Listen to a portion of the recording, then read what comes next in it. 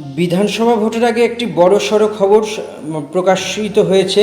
এই খবর সামনে আসতেই রীতিমতো বিস্ফোরণ বা বিস্ফোরক এক পরিবেশ তৈরি করেছে। আসলে কি না, তৃণমূলের এক বিদায়ী বিধায়ক এবার যোগ দিলেন বিজেপিতে। অর্থাৎ এই নিয়ে রাজ্য রাজনীতিতে তোলপাড়, এবং এই রাজ্য রাজনীতির এই বড় সড়ো ঘটনা ঘটেছে। এর ফলে আগামী দিনে তৃণমূল কংগ্রেসের জন্য ভোট কী হতে চলেছে, বিশেষজ্ঞ মহল থেকে শুরু করে রাজনৈতিক বিশ্লেষক বিভিন্ন তথ্য বারে বারে দেখতে পাওয়া যাচ্ছে যে এক একটা কথা আসছে সামনে। কি সেই কথা না, যখন কংগ্রেসের রাজত্ব বা তৃণমূলের যখন রাজত্ব হয় সেই সময়ও তিনি সিপিএমের হয়ে দুবার অর্থাৎ 2011 এবং 2016 সিপিএমের হয়ে নবগ্রামের আসনটি জয়লাভ করেছিলেন, এবং প্রথমবার 4% তার পার্থক্য ছিল এবং দ্বিতীয়বার 24% পার্থক্য।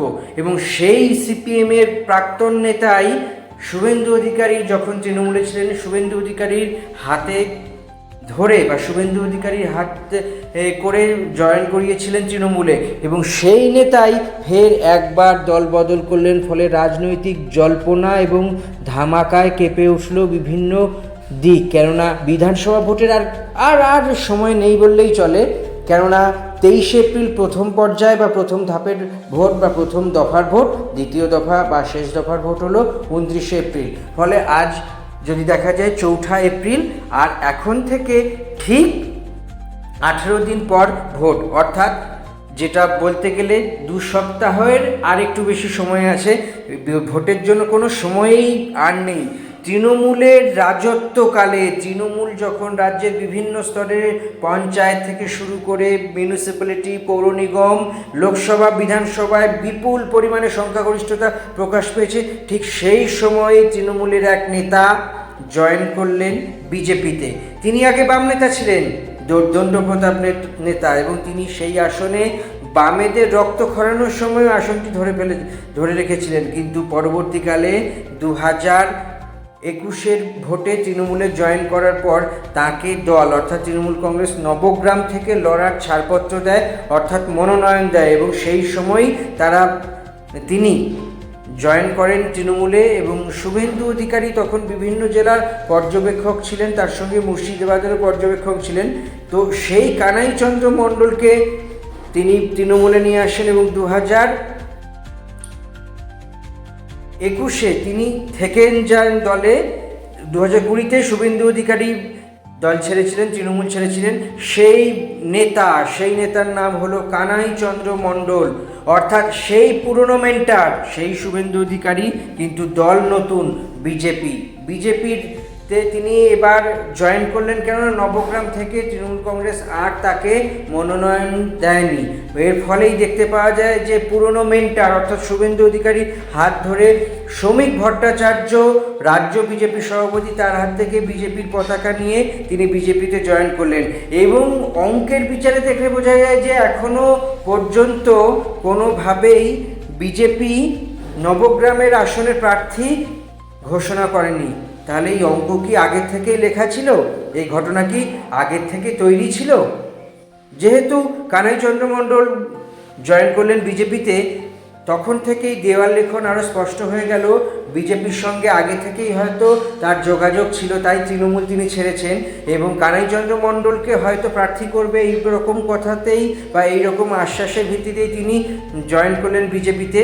এবং ঘটনাক্রমে নবগ্রাম আসনে বিজেপি প্রার্থী এখনও ঘোষণা করা হয়নি। তাহলে সব মিলিয়ে বলা যেতে পারে অত্যন্ত বড় একটি ঘটনার সামনে তৃণমূল কংগ্রেস দাঁড়ালো। কারণ বিধানসভা ভোটের আগে দলের বড় সড়ো ভাঙন। এই বিধানসভা ভোটে বিদায়ী বিধায়ক অর্থাৎ কানাইচন্দ্র মণ্ডলকে মনোনয়ন দেয়নি তৃণমূল কংগ্রেস। কানাইচন্দ্র মণ্ডল দীর্ঘদিন ধরে নবগ্রাম আসনটিকে ধরে রেখেছিলেন। সিপিএমে থাকার সময় বা বামফ্রন্টের প্রার্থী হিসেবেও তিনি ধরে রেখেছিলেন এই আসন। তৃণমূলে আসার পরেও তা অন্য হয়নি।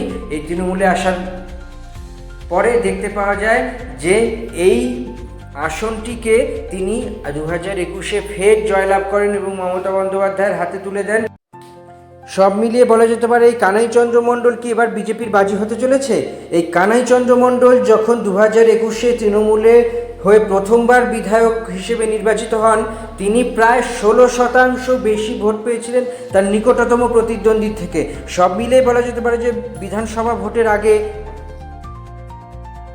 যেই পরিস্থিতি তৈরি হয়েছে, সেই পরিস্থিতিতে এবার কি হতে চলেছে, এই বড়সড় ভাঙন, এই ভাঙনের ফসল কি ঘরে তুলতে পারবে বিজেপি, নাকি তৃণমূল ফের বাজিমাত করবে?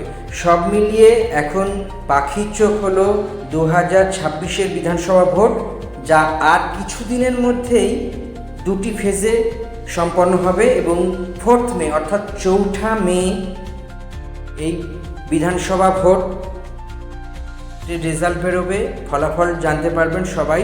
সব মিলিয়ে বলা যেতে পারে অত্যন্ত উৎকণ্ঠার সঙ্গে সবাই আছেন কি হতে চলেছে, কি হবে আগামী দিনের রাজ্য রাজনীতিতে। সব মিলিয়ে এখনকার মতো এই পর্যন্তই। এরপরে পরবর্তী ভিডিও নিয়ে আবার এই চ্যানেলে আসব। যদি আপনাদের আমাদের ভিডিওগুলো ভালো লেগে থাকে তাহলে অবশ্যই চ্যানেলটি সাবস্ক্রাইব করে দিন, বেল আইকনটি ক্লিক করে দিন এবং লাইক শেয়ার কমেন্ট তো করুন।